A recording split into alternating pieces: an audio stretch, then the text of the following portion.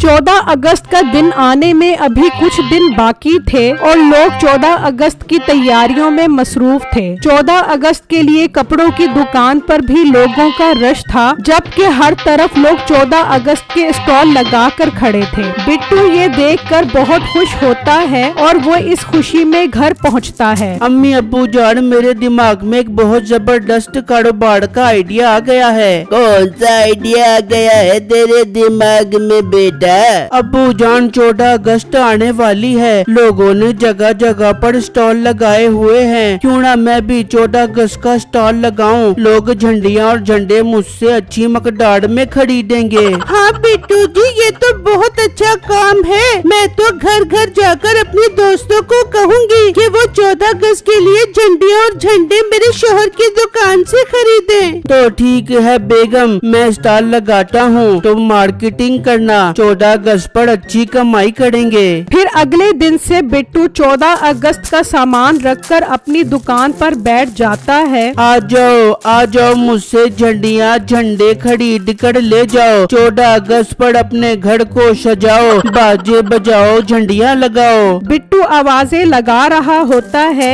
एक बच्चा उसके पास आता है। अंकल अंकल, मुझे एक झंडियों का पैकेट दे दे। बेटा, एक पैकेट 500 रुपए का है। मुझे तो फ्री में चाहिए, वरना मैं अपने अब्बू को जाकर बता दूंगा कि मोटे पेट वाले अंकल मुझे फ्री में झंडियाँ नहीं दे रहे। वो आपको मार मार के झंडे में डालने वाला डंडा बना देंगे। अजीब बदतमीज बच्चे हो तुम। चलो भागो यहाँ से, कोई झंडी नहीं है। अंकल बच्चू, अब तो तेरी खैर नहीं, मैं अभी अपने अब्बे को लेकर आता हूँ। वो बच्चा वहाँ से चला जाता है और अपने घर पहुँच जाता है। अम्मा अब्बा, मैं एक मोटे अंकल के पास झंडियाँ लेने गया था, उसने मुझे मार मार कर भगा दिया। ये कौन है जिसकी तेरी हिम्मत के मेरे चांद जैसे बेटे को हाथ लगा बे? नसीबो बेटा, इसे चांद कहकर चांद की तौहीन तो ना कर। पता नहीं इसकी बारी में तू कौन सी तामिल फिल्में देखती रही है जो ऐसा न्याणा पैदा हुआ है। अम्मा खबरदार, जो तूने मेरे बेटे को कुछ कहा तो देखा नहीं, इस दुकानदार ने मेरे बेटे को मार के भगाया है। मैं खून पी जाऊंगी उसका। बस ये रोता हुआ आ जाता है और तू उसकी बात का यकीन कर लेती है। जरूर इसी ने ही कोई कांड किया होगा। सासू माँ, अगर मैं तेरी उम्र का लिहाज करता हूँ तो इसका मतलब ये नहीं कि तू मेरे पप्पू को इस तरह कहे। और बेटा तू चल मेरे साथ, मैं उसकी ऐसी की तैसी करता हूँ। जा अंदर से मेरी पानी वाली बंदूक लेकर आ। मीठे पानी वाली बंदूक से क्या तू उसकी झंडिया गीली कर बेबेगा? डंडा लेकर जाके उसका ऐसा कुटापा लगा के उसकी पेंट गीली हो जाबे।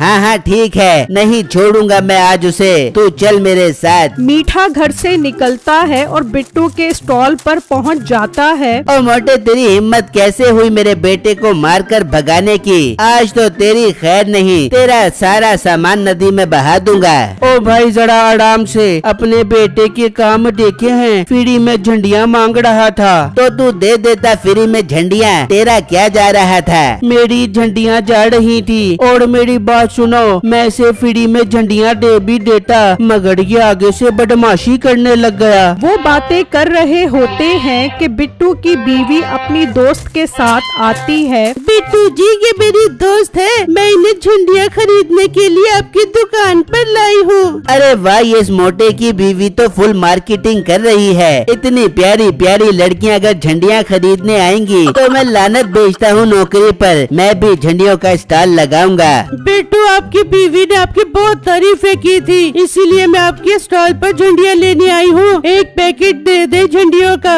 अच्छा बाजी, अभी देता हूँ। अरे ये तो पागल है, इतनी प्यारी लड़की को बाजी बोल रहा है। मैं तो कभी भी बाजी बोलने का रिस्क ना लूं, क्या पता कल को शादी का सीन बन जाए। भाई साहब, आप जरा अपने बेटे को तमीज सिखाएं कि बड़ों के साथ कैसे बात करते हैं। जी भाई, आप ठीक कह रहे हैं। बेटा, जब भी किसी से मुफ्त में कोई चीज लेने आओ तो तमीज से बात करते हैं, आई बात समझ। उसके बेटे को बहुत गुस्सा आता है और वो वहाँ से चला जाता है और घर पहुँचता है। हाँ बेटा, कर दी तेरे अब्बे ने उसकी तबीयत साफ। ओ अम्मा बस कर, पता नहीं तूने कैसा शोर पाला हुआ है। यहाँ पर तो इतना बोल रहा था, वहाँ जाकर उसकी सारी हवा निकल गई। उसकी दुकान पर दो खूबसूरत लड़कियाँ झंडा लेने आई। उन पप्पू चुन्नी लड़कियों को देखकर उसका गुस्सा ऐसे बैठा जैसे थक कर मेरा दादा बैठ जाता है। और मीठे को आज मैं उसकी गिच्ची दबा कर ही दम ले दूंगी। वहाँ मीठा अपने दोस्त के पास पहुँचता है।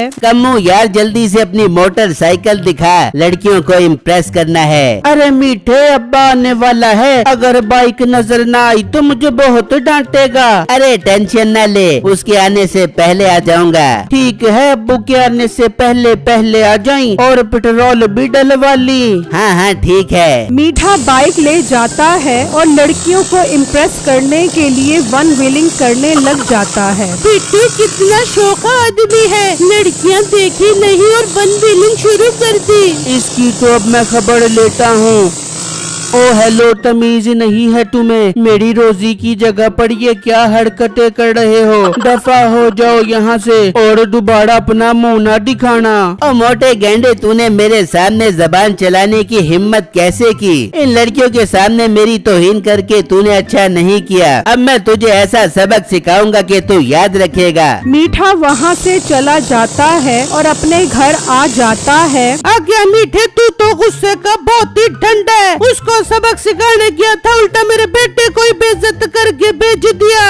ओ बेगम, इस वक्त मेरा मीटर बहुत शार्ट है। तू मुझे कहती थी ना नौकरी कर। अब मैं नौकरी नहीं बल्कि डायरेक्ट कारोबार करूंगा, वो भी झंडियों का। अपने बेटे का बदला मैं इस तरह लूंगा, उसके स्टॉल के साथ अपना स्टॉल लगा के उसका स्टॉल ही फलाप कर दूंगा। ये हुई ना बात। मीठे, दुश्मन से बदला लेना हो तो इस तरह ही लिया जाता है। अब की न तूने शेर वाली बात, मैं अपनी दोस्त को भी तेरे स्टॉल पर लेके आऊंगी। हाय मैं मर जामा, चारों तरफ से लड़कियों में खेलूंगा, अब मजा आएगा। तभी कम्मू अपने बाप के साथ आ जाता है। मीठे, तुझे कहा था अब्बू के आने से पहले पहले आ जाई। अब अब्बू खुद आ गए हैं। और मीठे, तेरी मांगने वाली आदत कब खत्म होगी? उतर मेरी मोटरसाइकिल से, और आइंदा के बाद अगर बाइक मांगने आया तो तेरी खैर नहीं। वो बाइक लेकर चले जाते हैं। देख ले मीठे, जब इंसान की जेब में पैसा न हो तो लोग ऐसे ही जलील करते हैं। फिर जब अगला दिन होता है तो मीठा बिट्टू के साथ अपना स्टॉल भी लगा लेता है। ओ मोटे, अब देख लिया तूने मुझसे पंगा लेने का अंजाम। अब देख मेरी झंडियाँ और झंडे तेरे से ज्यादा बिकेंगे। मैं तेरा काम चलने ही नहीं दूंगा। भाई, रोजी सब नसीब की होती है, और वैसे भी मेरी बीवी मार्केटिंग करती है। वो अपनी सारी दोस्तों को मेरे पास लेकर आएगी। तभी उसकी बीवी अपनी दोस्त को लेकर आती है और वो मीठे की दुकान देखकर हैरान रह जाती है। बिट्टू, ये तो वही लड़का है ना जो कल वन व्हीलिंग कर रहा था? हाँ बेगम, ये वही है। बिट्टू, इसे छोड़ो, ये मेरी दोस्त है। ये आपसे पूरे 5 पैकेट झंडियाँ खरीदने आई है। और मोटे, अपनी बीवी से मार्केटिंग करवा के ज्यादा शौका न हो। मेरी बीवी भी मेरे लिए मार्केटिंग कर रही है, वो भी अपनी खूबसूरत खूबसूरत दोस्तों को मेरे पास लेकर आएगी। तभी नसीबो अपनी दोस्त को लेकर आ जाती है। और मीठे, मैं अपनी दोस्त को लेके आ गई हूँ। बेच दे से अपनी दुकान की झंडियाँ और झंडे। ये दोस्त कम, इसकी माँ ज्यादा लग रही है। अरे रुक साड़ा खड़ी, मेरी मुँह क्या देख रही है? बता मेरे शोहर को क्या खरीदना है? ओ बेगम, ये तेरी दोस्त है? हाँ मीठे, ये मेरी बचपन की दोस्त है। अच्छा नसीबो, इसे देखकर तो लग रहा है तेरा बचपन काफी पुराना है। खैर बाजी, आप बताएं क्या शॉपिंग करनी है? वे भाई, आधा पैकेट झंडियों का दे दे और कीमत जरा कम लगाई, मेरा बजट जरा कम है। बाजी, बजट तो कम है लेकिन आपका वजन काफी ज्यादा है। बिट्टू और उसकी बीवी को मीठे पर बहुत हंसी आती है, जिसकी वजह से मीठे को उन पर और ज्यादा ज्यादा गुस्सा आता है। शाम में बिट्टू अपनी फैमिली के साथ घर पर बैठा होता है। कैसे कह रहा था मेरी बीवी भी अपनी खूबसूरत दोस्त को लाएगी, और जब वो आई तो कितनी मोटी थी। हाँ बेगम, दूसरों के साथ जलन करने वाले लोगों के साथ ऐसा ही होता है। अच्छा बिट्टू, कल मैं अपनी एक दोस्त और उनके अब्बू को लेकर आऊंगी। वो बहुत अमीर है, आपसे बहुत सारी झंडियाँ खरीदेंगे। क्या बेगम, सच में? फिर तो हमें बहुत प्रॉफिट हो जाएगा। हाँ बिट्टू, ऐसा ही है। वहाँ मीठा अपनी बेगम के साथ गुस्से में बैठा होता है। ओ बेगम, अगर तू अपनी इस तरह की फुकरी दोस्तों को लेकर आएगी तो हमें प्रॉफिट नहीं होने वाला। उस मोटे की बीवी को देखा है अपनी कितनी अमीर दोस्तों को लेकर आती है। मीठे, तू फिक्र न कर, कल मैं भी अपनी अमीर दोस्त को लेके आऊंगी। और जरा कम उम्र की दोस्तों को लेकर आई, वरना मुझे उनके सामने शर्मिंदगी होती है। अब्बा, कल मैं भी दुकान पर आऊंगा, मुझे भी काफी सारी झंडियाँ देना, मैं पूरा घर सजाऊंगा। जेब में तेरे धेला नहीं है, मुफ्त में झंडियाँ लेकर अपनी दुकान बर्बाद करवा लूं। चुप करके घर में बैठा रहे, खबरदार जो दुकान की तरफ अपना मुंह भी किया तो। मीठे के बेटे को अब उसके ऊपर और भी गुस्सा आता है। कोई बात नहीं अब्बा, कभी तो तू मेरे हत्थे चढ़ेगा। तेरी ऐसी दुखती रग पर हाथ रखूंगा कि तेरी दुखती रग पटाखा मार देगी। फिर अगला दिन होता है और वो दोनों अपने अपने स्टॉल पर खड़े होते हैं कि बिट्टू की बीवी अपनी दोस्त और उसके अब्बू को ले आती है और वो बिट्टू को बहुत बड़ा ऑर्डर देता है। अंकल, मेरे पास अभी तो झंडियाँ कम हैं, इनसे मैं आपका घर मुकम्मल तौर पर नहीं सजा सकता।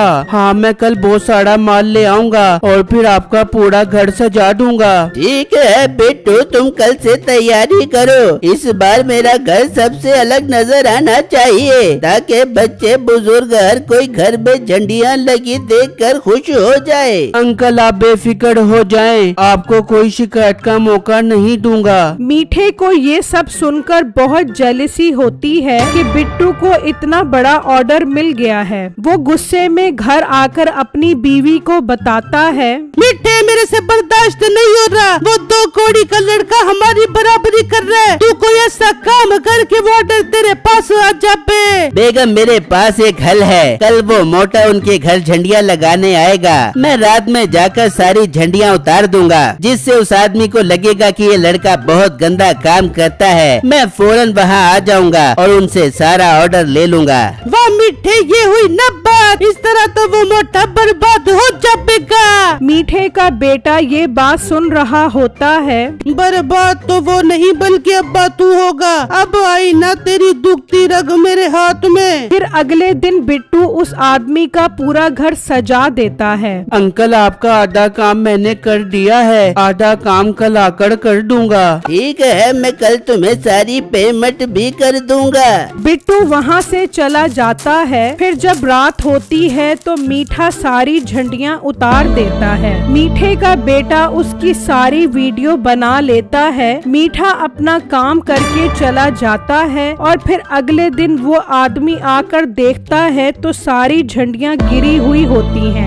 उसे बिट्टू पर बहुत गुस्सा आता है। बेटी, देख लिया तूने, ये तेरी दोस्त के शोहर ने काम किया है। सारी झंडियाँ एक रात में ही गिर गई। मुझे तेरी बात ही नहीं माननी चाहिए थी। तभी बिट्टू और उसकी बीवी सामान लेकर आ जाते हैं और सारी झंडियाँ गिरी देखकर हैरान रह जाते हैं। लड़के, ये काम करके गए हो तुम? एक ही रात में सारी झंडियाँ गिर गई तुम्हारी। अंकल, ये कैसे मुमकिन है? मैं तो बहुत मजबूती से झंडियाँ लगा कर गया था, फिर ये कैसे गिर गई? तभी मीठा और नसीबो भी आ जाते हैं। मैं बताता हूँ कैसे गिर गई। अंकल, ये 2 नंबर इंसान है, गंदे और सस्ते काम करता है और पैसे डबल लेता है। और मोटे डायन भी एक घर छोड़कर अपना वार करती है। तो ये तो तेरी बीवी की दोस्त का अब्बू है। इसके साथ तो तुझे ऐसा नहीं करना चाहिए था। तेरे से अच्छा और मजबूत काम तो मैं करता हूँ। तुम सही कह रहे हो, मैं ही पागल था जो इसे इतना बड़ा ऑर्डर दे दिया।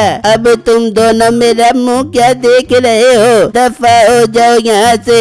और मीठे, मैं सारा ऑर्डर तुम्हें देता हूँ और वो भी डबल कीमत पर। बहुत बहुत शुक्रिया मेरे प्यारे अंकल जान। मैं आपकी उम्मीदों पर पूरा उतरूंगा, बहुत मजबूत और पायदार काम करूंगा। रुक जाओ अंकल, इस मीठे को मैंने अपना अब्बा रखा हुआ है, लेकिन मुझे बहुत शर्म आती है इसे अपना अब्बा कहते हुए। मोटू अंकल का कोई कसूर नहीं है, बल्कि मेरा अब्बा रात को आया था और सारी झंडियाँ गिरा गया। मेरे पास सबूत भी है, मैंने वीडियो बनाई है। फिर वो उस आदमी को वीडियो दिखाता है, जिसे देखकर उसे बहुत गुस्सा आता है। मीठे बकर झंडिया उतार कर तू बिट्टू पर इल्जाम लगाता है। तुम्हारी तो अब ये सजा है कि तुम फ्री में सारी झंडियाँ लगाओगे। और बिट्टू मुझे माफ कर दो, मैंने बगैर सबूत के तुम पर इल्जाम लगाया। मैं तुम्हें डबल पैसे दूंगा और इनसे मुफ्त में काम करवाऊंगा। पप्पू तूने अच्छा नहीं किया, मैं आज ही तुझे अपनी जायदाद से आग करता हूँ। कोई बात नहीं बेटा, अगर ये तुम्हें आग कर रहा है तो तुम मेरे साथ चलो, मैं तुम्हें बहुत सारी झंडियाँ भी दूंगा और तुम मेरे साथ रहना। बिट्टू अब्बू जान, अब मैं आपके साथ रहूंगा ना मेरे बेटे। मैं यहाँ की झंडियाँ लगा कर तेरे बाप को ठिकाने लगा कर घर आती हूँ, तू घर चल। बिट्टू अब्बू जान, मैंने इनके साथ नहीं जाना, मैं आपके साथ ही जाऊंगा। फिर वो बिट्टू के साथ चला जाता है और मीठा और नसीबो वहाँ झंडियाँ लगाते हैं।